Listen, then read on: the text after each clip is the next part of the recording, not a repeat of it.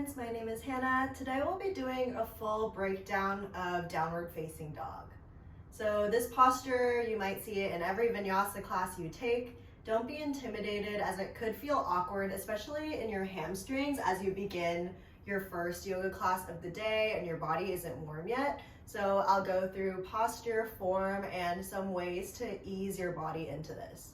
So first things first is that if you'll take a hot yoga class or a yoga class in a warmer studio, your body will tend to open up, your muscles will be more active, and you'll be able to get into the posture in what feels like it's a more comfortable way. Another thing is that the longer that you wait throughout class, you may notice your down dog in the middle of class, say 30 minutes in, feels a lot better than your first down dog of class. So really just be mindful of your body. Don't push yourself too hard where you're feeling pain, and instead be gentle and take attention and pay attention to what feels good more than what it looks like.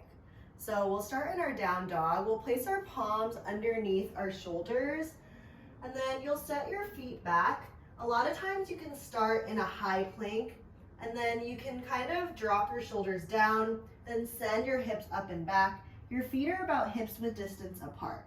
So I like to begin with a generous bend in my knees. Then on my inhale, I'll melt my heart down towards my thighs, dropping my chest down.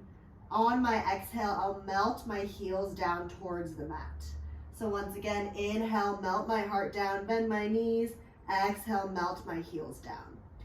Something I love is to pedal out my knees to find a little more freedom in my legs, especially in the early down dogs of class where you want to get blood flowing.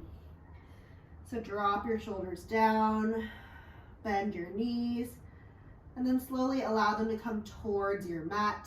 It's okay if your heels don't touch the back of your mat. You can also take a shorter stance if that feels more supportive, or maybe you step your feet back a little bit more too. If here my heels are too lifted, I can step them forward a little bit more to get a little more depth and activation in my hamstrings. One thing I commonly see in beginners is that people are kind of more in a plank sort of, in this in-between form, instead of really pushing back, finding a straight line from the heel of your hand to your tailbone.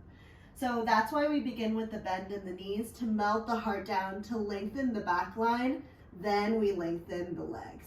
Another thing I see is that people really don't want to straighten their back. They kind of take this curve, so they're in their down dog kind of like this, and their back is totally curved. So for that, push the earth away with your palms, and then lengthen your back line. Aim to stretch the heel of your hand and tailbone in opposite directions, like that.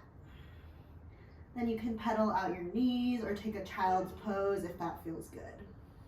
That's a bit of a breakdown of downward facing dog. Feel free to leave any questions or other videos you'd like to see. Thank you.